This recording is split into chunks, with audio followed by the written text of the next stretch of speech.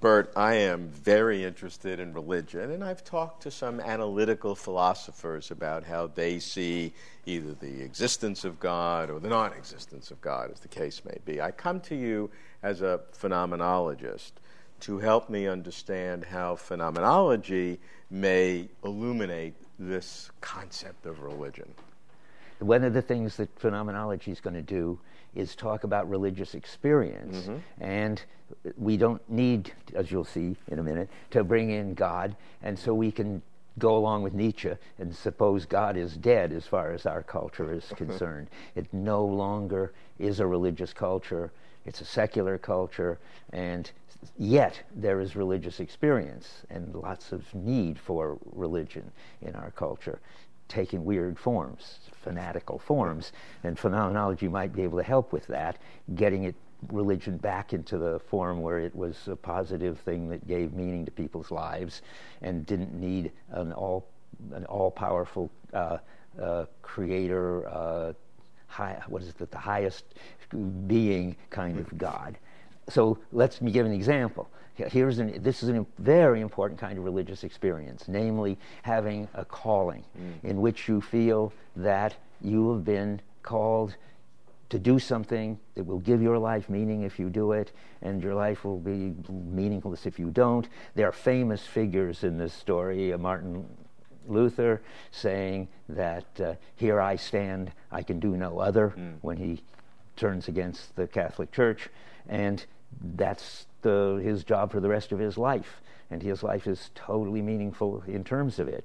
And it's by no coincidence who else? Martin Luther King, the Jr., who also obviously had the calling to give justice for the black people, and that was his life. And then in his final speech just before he's killed, he says he isn't afraid of anybody and he's not afraid of dying. He has seen the glory. The glory is to have been called to do something and to be able to have done it. But you can also find other forms of religious experience. So even though these people believed in God or believed that they had some direct relationship to a higher concept, phenomenology doesn't deal with that higher concept, but rather concentrates on the personal experience that that person has and see what we can learn from that. That's right. So it's not, if you've got a calling, don't get all involved in the status of the caller. Focus on the call. And then... Because that's what we can know for sure, because we can study that and examine that. The other is very ethereal. We know that it changed Luther's life, and it changed Martin Luther King's life, and we can even say lots, as Kierkegaard, who is the main person who thinks about this, and we can come back to that, has lots to say about why we need that kind of calling, being the kind of beings that we are, and so forth, but we can remain neutral as to what the status of the caller or whether there is even a caller. Right. The point is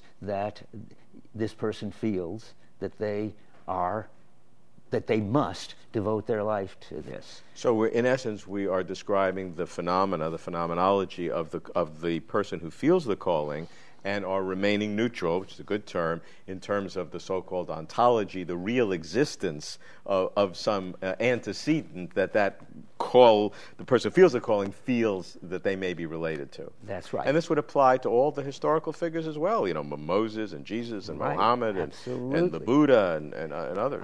Maybe the Buddha. Buddha's a tricky one because the people who get this calling are generally people who want to change the world in time and in history. I mean, the Buddha wants to get everybody sort of out of suffering. And surely there was some kind of moment when the Buddha realized that was his job, but it wasn't the calling itself which was the meaning. But for the people particularly in the Judeo-Christian tradition of Abraham and Moses and Jesus and so forth, there's where Kierkegaard comes in. Kierkegaard says what's crucial is that they get an unconditional commitment. That's my word for it. He calls it an infinite passion, but that's too fancy.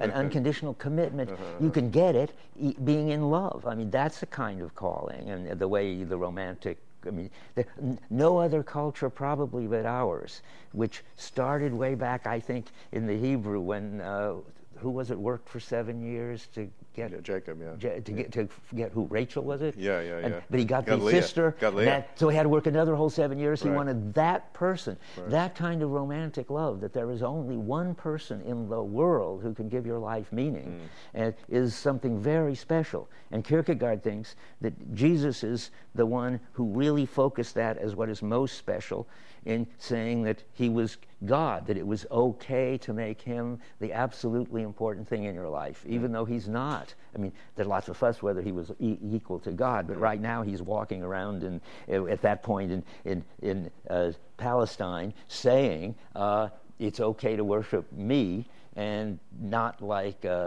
some dictator, but I can become the most important thing in your life. You will be reborn. I'll give you a new name. And your mission will be this unconditional commitment to me. And that's, I think, not Buddhism, not Japanese polytheism.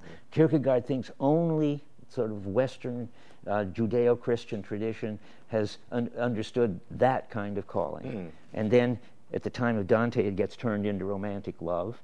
The troubadours take over the Bible story and turn it into the knights and ladies story, and Dante brings them together. His savior is Beatrice.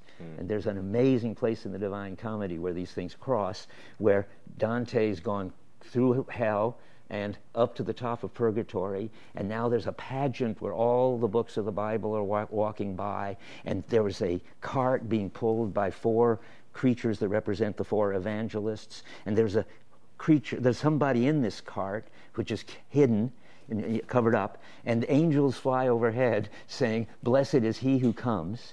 And then this person takes off this veil. It's Beatrice. Jesus doesn't show up in the Divine Comedy. Beatrice takes the place of Jesus. She's Dante's savior. And that can still go on even where there's no caller. I'm telling you about the phenomena of unconditional commitment is what matters. Right.